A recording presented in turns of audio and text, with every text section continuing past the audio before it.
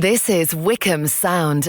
Hello, and welcome to the latest episode of The Art Show here on Wickham Sound. I am your host, Dane Cobain.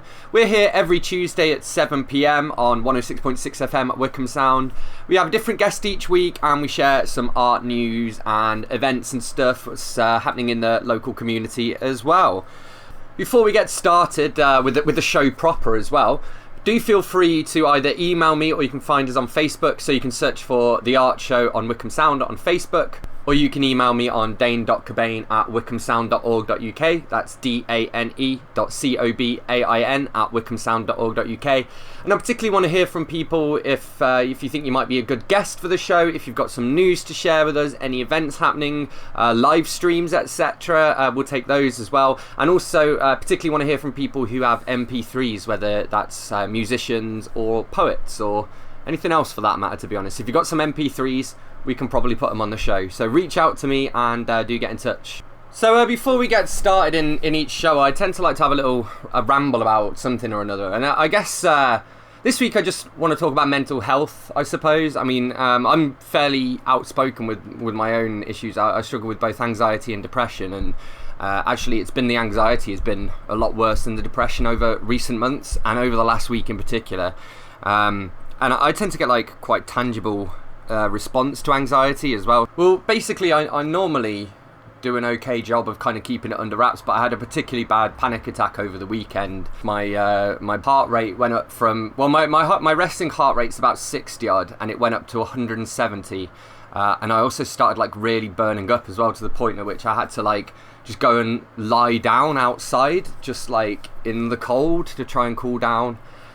So it was pretty unpleasant, to be honest, but I do have to now go to my doctor to have like some follow-up tests and stuff, because apparently there's no real reason why my anxiety should have spiked at that much. I mean, that's literally like 3 times my normal heart rate. I walk up and down the hill each week up to Handy Cross roundabout, and I get to about 135 when I'm walking up that hill. So for it to have gone up to 170 while I was literally just sitting down doing nothing is really strange.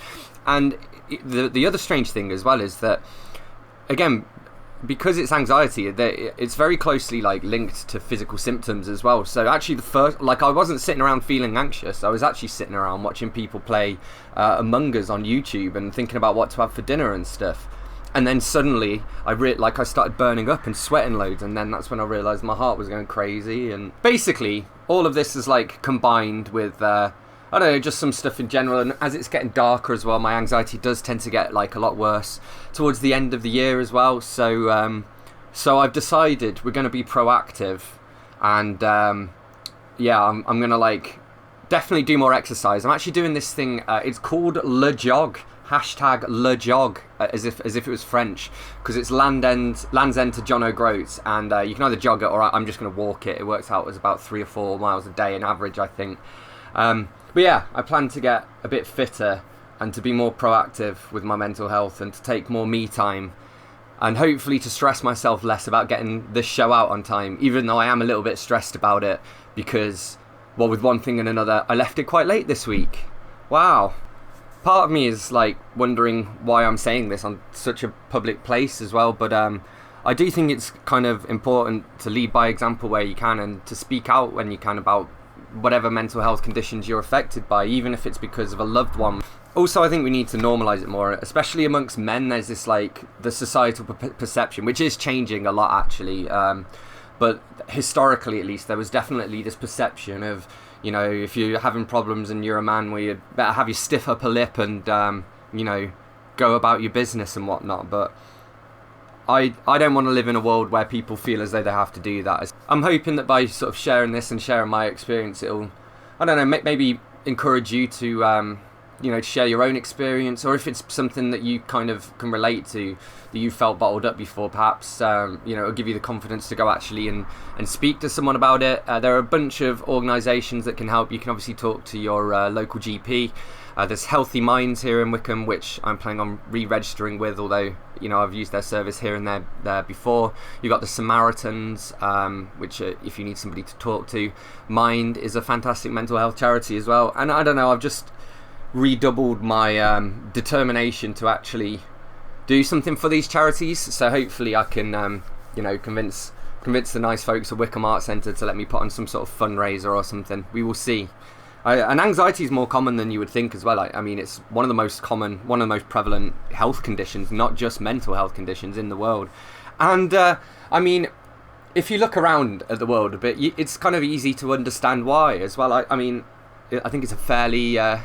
we're in the middle of a global pandemic, so it makes sense to be anxious. You should be anxious if you're not anxious. This actually seems like a reasonable pace to sort of segue in one of my poems. I don't really write as much poetry these days as I used to. Basically, it's hard to write poetry, I find. It's quite emotionally draining because I'm like quite raw and honest with my poetry, whereas like novels are something that I can, I guess, hide behind characters and stuff with. But also, the negative reviews of it hurt a lot more as well because it's so personal. So I do still write poems, but I don't memorise and perform them at spoken word nights like I used to. And I've got a poetry book that I could publish. I could publish it tomorrow. It's ready, but I probably will never publish it. But it's nice to write. But anyway, I wrote a poem called Dying, which is about anxiety. I think I might be dying, although I might not be dying, but either way I'm going to die, whether the sky falls in or I die by my own hand. But I don't want to die, and no one ever does, but if I do die, I'm glad I didn't die before I met you. Anxiety sucks, and it fucks up your life until you're lying in bed with a duvet on your head crying. And this is my moment of weakness, because life can seem bleak and the days become weeks and disappear again, and you might still be breathing, but you're still feeling evil and sleeping uneasily. I just don't understand how people plan their lives out, get married and have kids and sit in front of the TV evening after evening when I can't see past the weekend. And I get that there's a lot to play for because people recognise potential and think that I'm mental, but no one say never change the world for better or for worse. Alright, so we're going to have a bit of local music now, and we're going to play some Dizzy Fish. We've played them a few times on recent shows. But I have now received this super official blurb from the band as well with band bios. So let's go ahead and read that out and then play one of their tunes. So, hi Dane, we're not a band who take ourselves too seriously, as you probably noticed from our lockdown videos. Here you go. Dizzy Fish are a 4-piece party band playing Britpop, rock, pop, new wave and punk from the 60s to the present day. With a back catalogue to please all generations, they'll mix your favourite anthems with I haven't heard it for ages moments, plus a few surprises. With band members having decades of experience playing in covers and originals bands across the home counties, Dizzy Fish are celebrating being together for 10 years in 2020 and will always be sure to keep you partying all night. And so we've got the band members. We have Andy Leonard on vocals. Andy loves Rebellion Beer, Wickham Wanderers, and used to be a director of Wickham Arts Centre. Martin Soul. Martin plays guitars and mandolin. When he's not rocking out, Martin is the band's very own Cobra Kai, being a black belt and teacher of Taekwondo. Ian Nichols on drums. Ian is the main man for booking gigs, rehearsals, and generally getting the band organised, all done with the best smile in showbiz. And then Kim North, bass, not to be confused with a female bass player of Straight 8. Kim is definitely a man who loves bottom end. Just don't ask him about breaking down in France en route to a gig in Belgium. I particularly like that little line about Kim and the female bassist, as we covered in the recent show. And when I first saw Kim on Facebook, just assumed that Kim was a lady bassist because of the name, I suppose. So now I have learned the error of my ways. Anyway, this is Dizzy Fish, and we'll go with their version of the theme from Detectorists.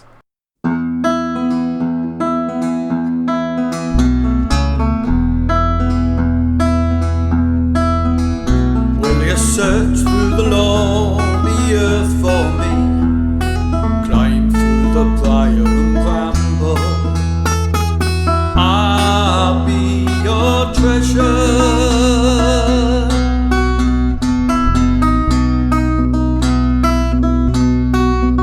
I felt the touch of the kings and the breath of the wind. I knew the call of all the songbirds.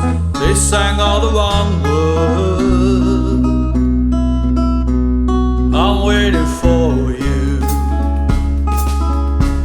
I'm waiting for you. Ooh, ooh, ooh,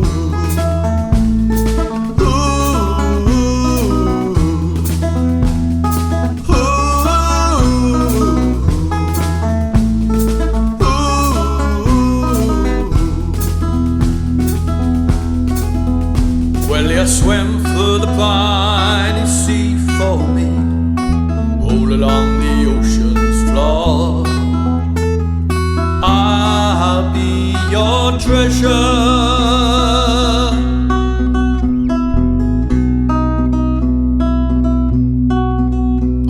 with the ghosts of the men who can never sing again. There's a place, follow me, where a love's lost at sea. Here's waiting for you. Here's waiting for you.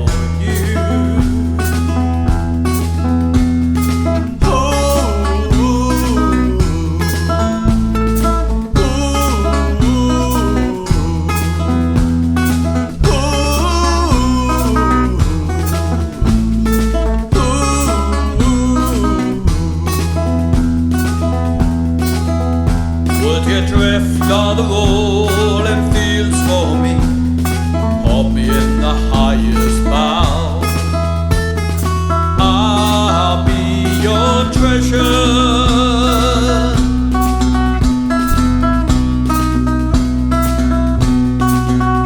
But in hist of its rhyme, there's a place and a time and a truth to the gold that the thoughts cannot hold. I'm waiting for you. I'm waiting for you. Ooh, ooh,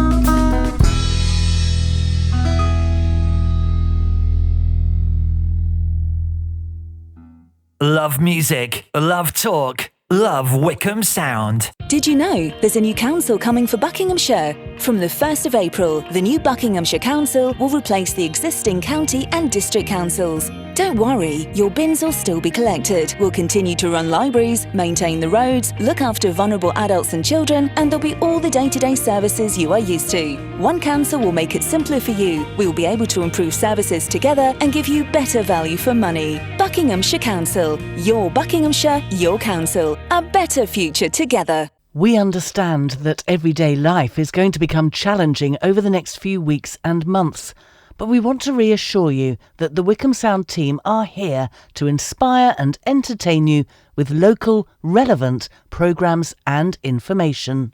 We followed government advice and set our team up to work remotely. We have taken all the steps we can to keep our team safe so we can be here for you. Local businesses. Perhaps you have closed temporarily or have found a new and innovative way of working. If you want to reach customers with your message, get in touch with us today. We can get through this if we all pull together. Please stay at home, stay tuned to Wickham Sound for the latest information, and do get in touch with us to let us know how you're doing, if you'd like a song played, or just want us to say hello to you. This is Wickham Sound.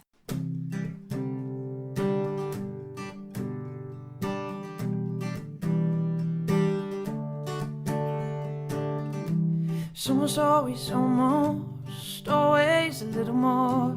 Sometimes you feel it rising up 10 feet from the floor. It's almost always almost again. Sometimes you'll hear me even if you aren't listening. But if the feeling's running away with you, if it's bleeding, burning, washing all over you, if you feel it calling to the best in you, where you going, where you going to? See the light, see you calling me home.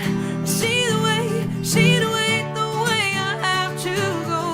I try to stop, try to watch, underneath the kept burning up, I'm burning up, boy.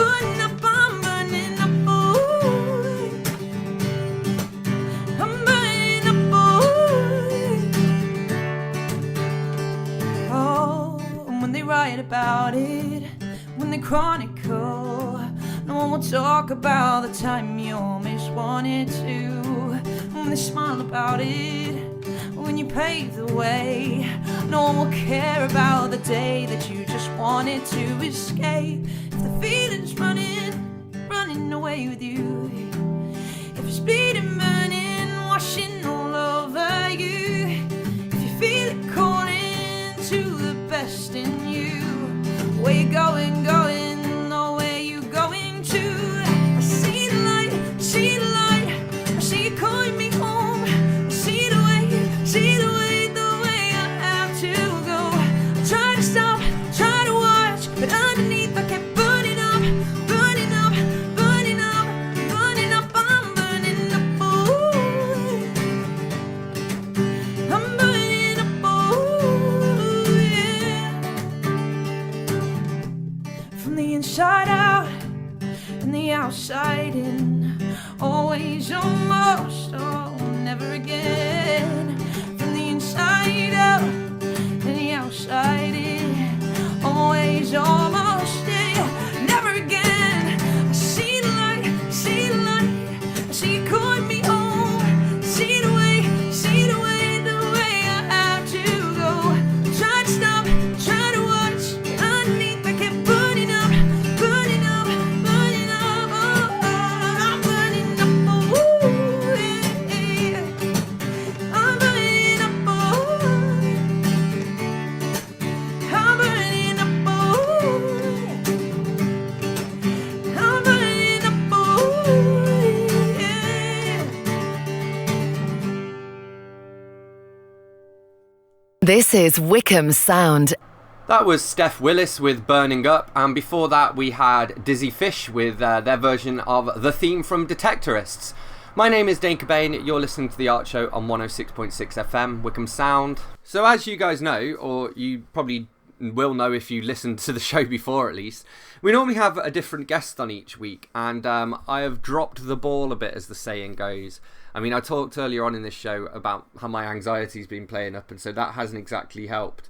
And just because of last week's show was a very different show to try and put together, it being the memorial show for Lionel M. Macaulay.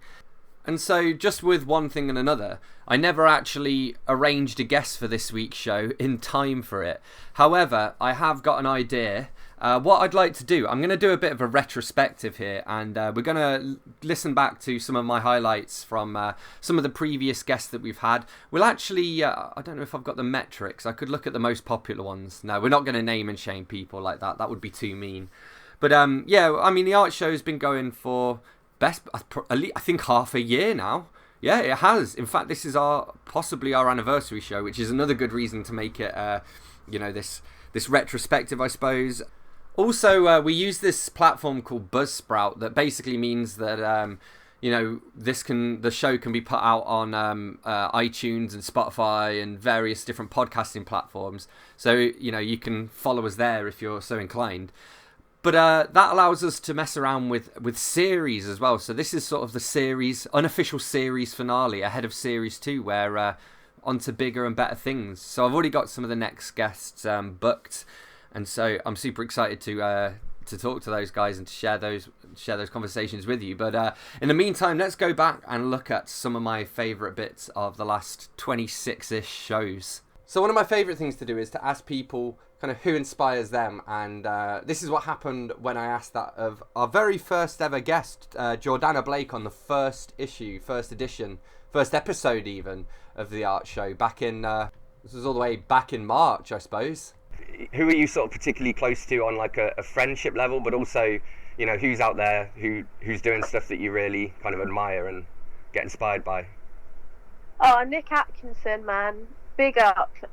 He's like, we know each other deep. Like it's like a real brother and sister vibe. We just look out for each other, and he's such a talented musician. I mean, he's been playing for a really long time, but he's a brilliant songwriter, and his voice is just so raw and so countrified. Like, it's like Kenny Rogers on stage, but he's like a middle-aged man from Hazelmere. It's brilliant. And then, so of course, because I know Nick reasonably well, I've seen him perform at a bunch of open mics before as well, I thought it'd be good to follow up with Jordanna's recommendation and to have a chat with Nick as well. So So this was when we chatted to Nick Atkinson about dodgy song choices and how to play it safe, and whether to play crowd pleasers or original music at open mic nights and stuff. Safety songs are generally always country songs for me. Yeah. I always stick with the country stuff as a bit of a safety net, really, because I've played them so much that I don't really mess them up that much anymore. But I love doing things that surprise people. So you stick in, a bit of 80s stuff in the middle of your set, or like you say, the dance tunes, the old trance nation stuff, and it does bring it kind of stops people really, and you get a bit more. I don't know, not a bit more attention. That makes it sound really sad, doesn't it? But a bit more. It's a bit more diverse than your standard kind of stuff that you hear at open mics. Yeah, exactly. I mean, I think you, as a performer, you're putting a show on, aren't you? So anything that you can do that, doing something a bit different like that, you're right in that it does get people's attention, but also people enjoy it more. So you're kind of doing your job properly, really, by doing that. So yeah, I mean, we all like to think we go up, we don't do it for anybody else, we're doing it for ourselves, but we all have a bit of glory, don't we? Everybody likes a round of applause, nobody wants to have, tumbleweeds going across at the end of their first song. I think the nostalgia thing for me as well, that's why I play a lot of 80s stuff, because most places you go in, there'll be a collection of people sort of my age. I'm 44 now, so there'll be a collection of people sort of my age, and you throw something out that's from our kind of teenagers or our childhoods, and it comes out, and it kind of grabs people's attention, and they go, I haven't heard that for years. It's really really nice. I did a gig with my good friend Charlie Brind and I actually, who plays the cajon. We did a gig called Night at the Movies not too long ago at the Garibaldi in Bourne End, and that was amazing. So you had all sorts of stuff on there, Footloose, all things like that, stuff from Dirty Dancing, all of those sorts of real cheese fest films, but they just feel good songs, and that was a really good gig, went down really well. Another highlight for me has been when we chatted to Clive Whitelock, who's one half of Occasionally David, but more than that, he's also a cracking poet. I've seen him perform his poems a bunch of times now, and it was a pleasure to be able to get him to perform some on the show. So this is Clive Whitelock. Right, this is called Mistaken Identity. Hello, swans. Bonjour, swan. Good day, swan, and so on. Hello, coot.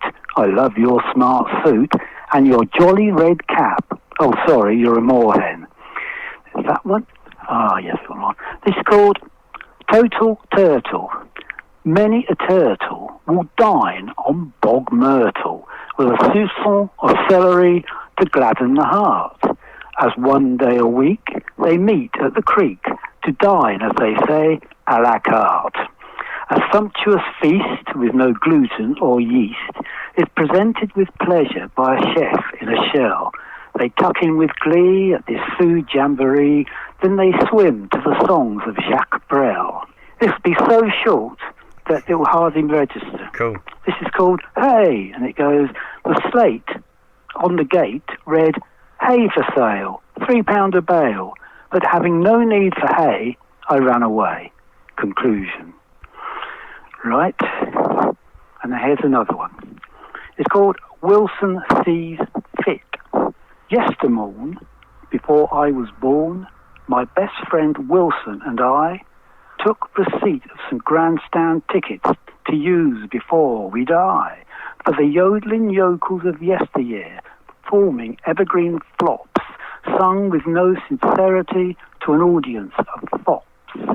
'Twas at the Palais de Lumbago, somewhere in Newport Gwent, in a 14th century cinema, made largely from cement, and we went because we were sent.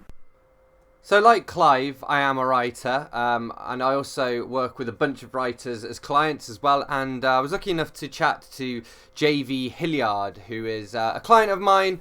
I'm working with him to edit his books, the Warminster series, and we had this fascinating little discussion about role-playing, essentially. I used to play Dungeons & Dragons. I used to play 1st edition, actually, because my dad and his friend used to play it when they were kids. But JV Hilliard as well, that's basically where he got his fantasy ideas from. He started out as a dungeon master and then went into writing a novel. And we had this little discussion here about how the two of those compare to each other. And I wondered what it's been like for you, this process of you going from being a dungeon master to crafting the Warminster books as a series of books, you know? Well, I appreciate you asking that, and you're right. I think my experience in that has led to it in a variety of ways. So at the base, you know, the realm of Warminster comes from 20 plus years of role-playing, and it's a culmination of either adventures that I have dungeon mastered or adventures that I've played as a player, taking the best of the realms and putting them together into one. So a few shows ago on the art show on Wickham Sound, I spoke to a friend of mine called Ollie Jacobs, who's another indie writer, and he actually had some basically Dungeons and Dragons style figurines of his characters made. Well, I was asking him whether just having these little physical representations of the characters, you know, in front of him makes it easier for him to write about them. But I suppose actually having played the characters in a campaign is almost the next step up. I can't imagine a situation in which a writer has come closer to being the characters they're writing about, you know? Yeah, and or working alongside them, right? I mean, in many respects, you know, the characters that are reflected in the Warminster series are characters that I either ran or had run through as a DM, you know, the other player characters. So I know how they react. I know, you know, how they're going to respond to certain things. And it's not all the same in the books. You know, ultimately, you know, the books take on, you know, a life of their own and things change, which I think will be exciting for my players once they have a chance to read what their characters have done or their new characters have done. But ultimately, it gives you a sense of perspective, right? It's easy because you once wore that veil. You know, at some point you were one of those characters, and so whether it's you know, a character in my book or a character in his, I am certain that the perspective of a player and or the perspective of a dungeon master allows you to better get into that character and understand what he or she is thinking, and then respond in a way that they would. Another fascinating discussion that we had was when we chatted to Matt Sears. He was actually the third guest on the show, and I think the only filmmaker we've had on so far.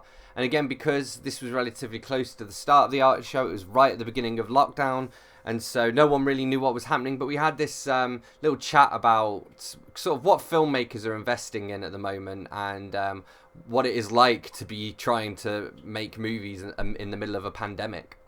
Their whole industry's like ground to a halt, so trying to promote your films there and like get the right people to see them is like it feels sort of a bit of a waste of time. I was hoping it would be a case of like everyone's kind of got downtime and the opportunity to watch your stuff, or like put effort into, instead of putting effort into like production and stuff, they kind of put an effort into finding new people or whatever. But I think it's just a case of everyone's like completely screwed, so it's a really bad time to start trying to promote yourself. I mean, it's all a bit up in the air as well, because I mean, one thing I was going to ask is again, with everything sort of grinding to a halt, a lot of the bigger movie houses are starting to look at things like, you know, online premieres and things like that, and they're kind of starting to look into the ways that maybe you, as a more independent filmmaker, that you would be using, if that makes sense. And I think nobody really knows what effect that's going to have, you know? No, I think, I don't know, no one knows yet, but I think one of the good things that might come out of it is the possibility for people like me who work with like zero budget, basically. So then, like, if they come to you and because obviously like they're going to take a massive hit financially. So on the one hand, they're not going to want to take risks with filmmakers who aren't as well known. But then on the other hand, they might want to be like, well, if we can give this guy like $100,000 or whatever, and it's like which is sort of nothing to them, and then they can make a big profit from them. They might be like, they've got sort of less money to throw around, so they might be more willing to sort of, I don't know, try sort of lower budget productions and things. Take a chance, I guess again though, when there is all this uncertainty, it is actually probably going to make people more willing to take a chance, because it's everything's so uncertain anyway. You could invest millions in a big blockbuster and it could still fail because, of the market conditions and stuff. Yeah. One of the reasons that trying to sort of carve out a niche in horror and is because it's so low budget, and they're kind of nearly always, not always successful, but like financially they're kind of seen as quite low risk because there's such an audience for them, and the money that you need to make them is so low. So films like Blair Witch Project, Paranormal Activity, they're kind of like the best examples. But Cloverfield probably wasn't. Yeah, I mean, the budgets are really, really low, and then the returns really high. So, like, studios are more willing to take a risk on horror than they are on sort of other genres. And I guess in many ways, coming back full circle to what I was talking about at the start of this episode, I just want to finish up with this little clip here of when we chatted to author Ollie Jacobs. We talked about anxiety and depression, mental health, and whether he thought that it was symbiotic alongside his creativity. I would definitely say they are symbiotic. I mean, my mental health story starts when I was, when I was a teenager with the whole puberty thing. I mean, my dad died. My dad actually committed suicide when I was very, very young. I was 10 years old. And as I became a teenager, I started to, looking back, I started to show more symptoms of mental health, like swings between manic behavior and incredible low mood. And that low mood would then result in feeling like thoughts of suicide. And few years, I would say, I've started to get a better handle on it. So always had depression, which was diagnosed in 2012 or 2013 as clinical depression, which then a couple of years later they added anxiety, like an anxiety disorder onto it. Recently, doctors and like NHS workers, consultants, that sort of thing, also think this part is we're still researching. Unfortunately, like I say, the current climate has paused my therapy at the moment, but there's ideas of borderline personality disorder, schizotypal disorder, personality disorder. So all the fun stuff. But I mean, I'm probably healthier in that I have a better handle on what these conditions are and how my mind works and that sort of thing. I'm not saying I'm cured. I still have like yesterday was a really bad day. So they still happen. I still have moments, but linking it to my writing, it's my writing is a fantastic outlet for decluttering my mind. I mean, I'm as you know, I'm very passionate about my writing. It is like my main focus in life. It's everything to me. And I think it's because I put so much into it and so much of myself. So, I mean, a lot of people have when they read my books, they kind of see that there are touches of mental health stuff. So, like the mania of Kirk Sandblaster and the psychological horror that I have sometimes. So, yeah, it's cathartic.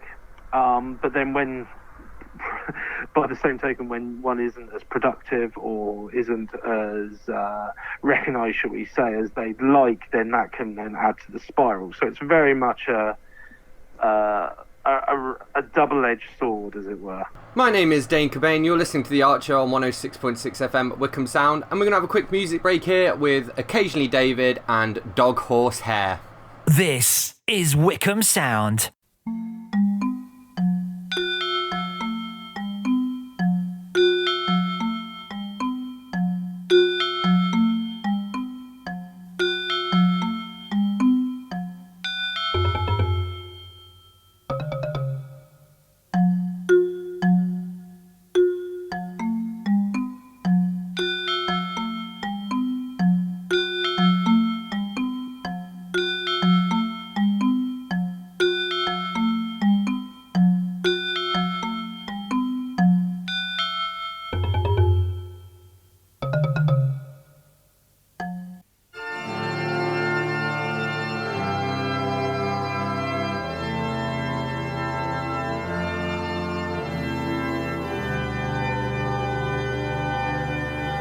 I got old-fashioned thoughts in my mind,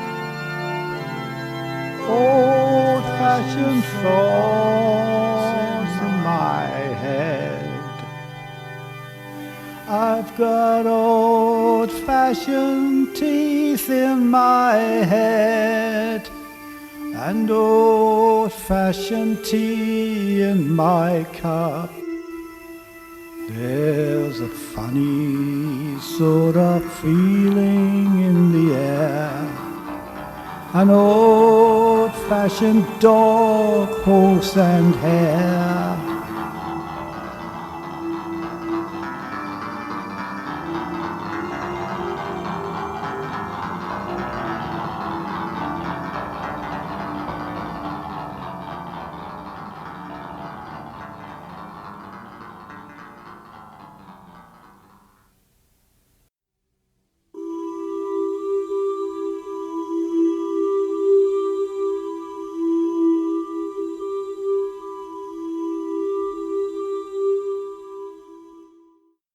Love music, love talk, love Wickham Sound. Inspired to develop young minds? You could teach or instruct with Buckinghamshire College Group. We're recruiting for English, maths, construction and motor vehicle teachers, as well as construction instructors. You don't necessarily need a teaching qualification, as all required training will be provided. Based at our Aylesbury, Wickham and Amersham campuses. If you're looking for a career that will challenge and develop you with excellent benefits including pension and generous holidays and free parking, search Bucks College Group. For the latest news, reviews and sport, get your copy of the Bucks Free Press this Friday. Bucks Free Press, proudly reporting High Wycombe for 160 years. Hello, this is Chaz Large. Join me for a new jazz show here on Wickham Sound. I'll be playing tracks from all the top names in jazz, from Glenn Miller to Courtney Pine, Count Basie to Michael Bublé. Not forgetting the all-time greats like Charlie Parker, Dinah Washington, Frank Sinatra and Dave Brubeck, to name but a few. Listen out soon for Chaz on Jazz. This is Wickham Sound.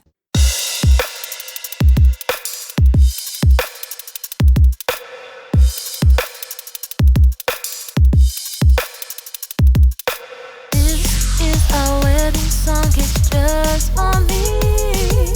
Others with the soulmates, but I have chosen thee. They said humors and clones could never be, but it's more than love, because you'll never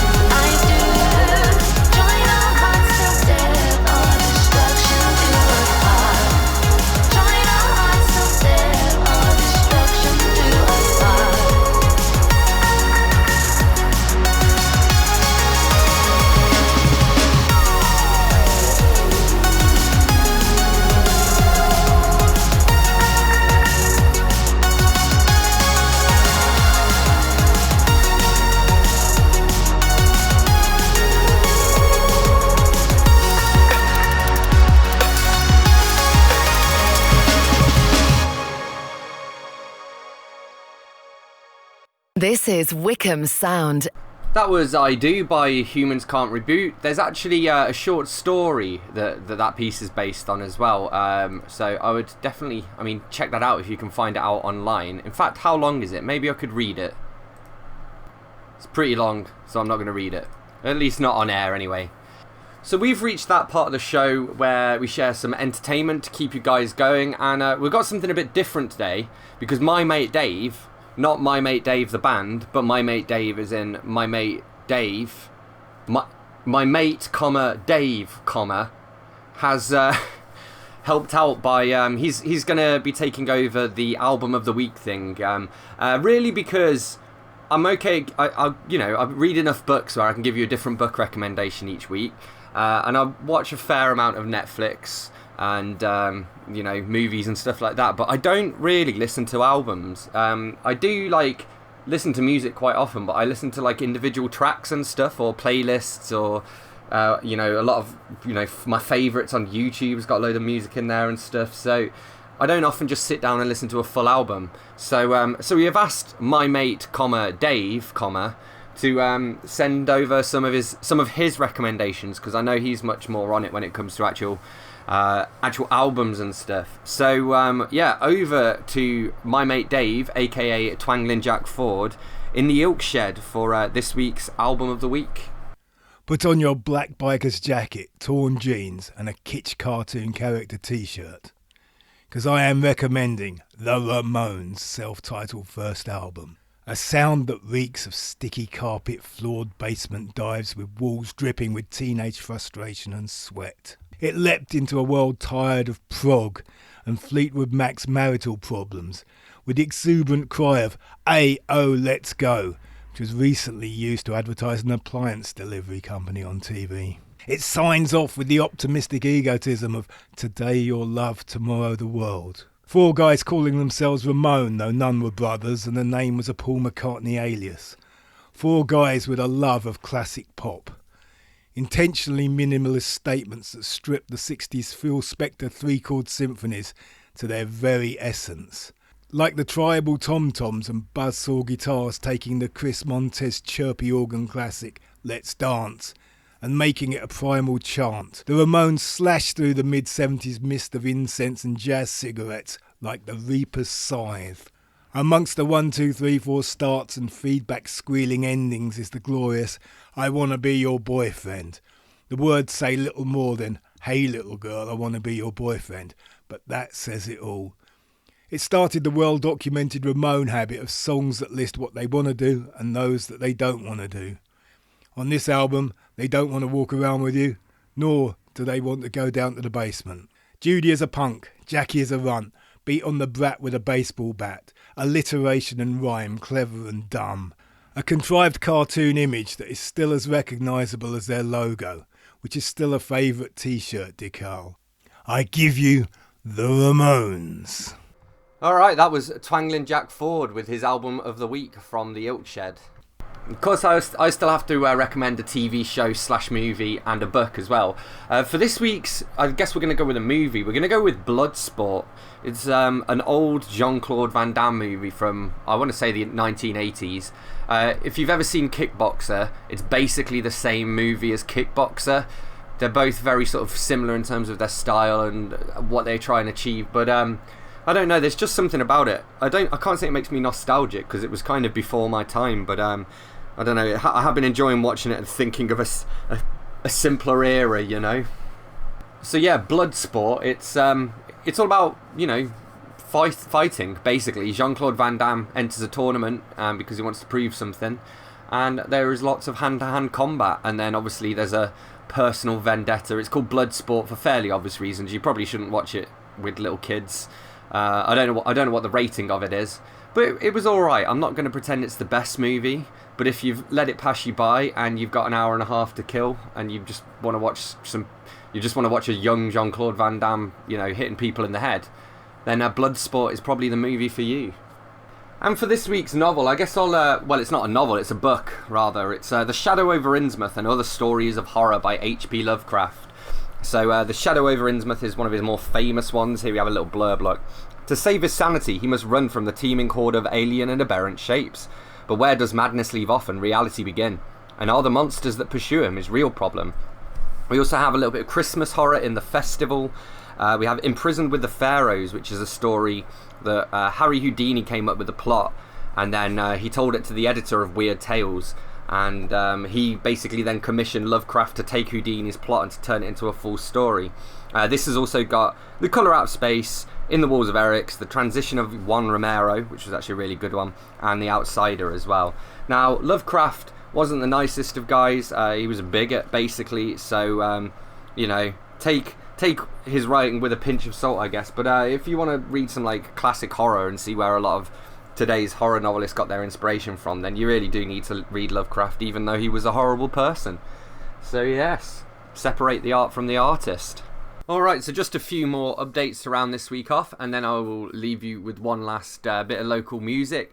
This is a bunch of information from Wickham Arts Centre, where I'm working as part of the social media team and helping out a lot of the events. And we've got this big old list here of what's coming soon. So we've got the Rock Project, which runs inclusive music learning and performance events for all ages, and that's on Thursday nights. We're working in partnership with Wickham Youth Action, Chiltern Rangers, Flux Photographic and more to bring a free creative workshop session for young people in and around Wickham as part of Breaking Barriers 3. Again, if you just search for Breaking Barriers 3, maybe put in Wickham Youth Action as well.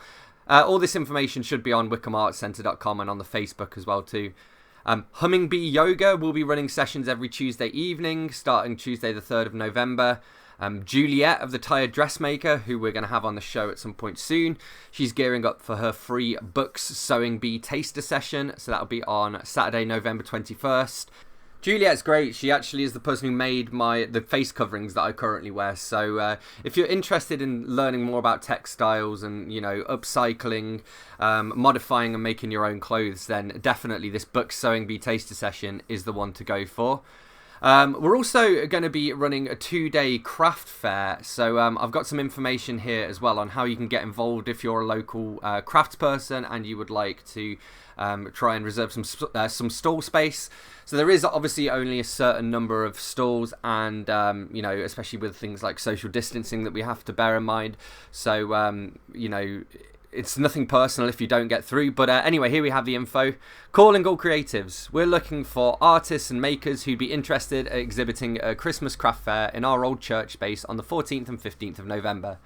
If this sounds like something you'd be interested in, please email ruth@wickhamartscentre.com with examples of your work and mention that you heard about it on Wickham Sound.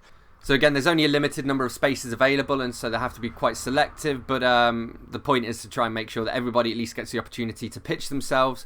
And I, for one, can't wait to see what work is going to be out there. It should be, the goal is for it to be kind of quite an affordable, almost Christmassy, crafty, fairy, artsy market. So there should be something there you can pick up for a loved one for sure. Also at the Arts Centre, so there are a few plans afoot to do some screen printing workshops, with a taster session where you can design your own unique Christmas cards, that's going to be on Friday the 27th of November. Details will follow on that soon. We're going to hopefully talk to Calculator as well, who's the artist running that. He's also been doing some stuff at Wickham Food Bank as well. It's great to see this whole, you know, creative community with everybody all working together on different stuff.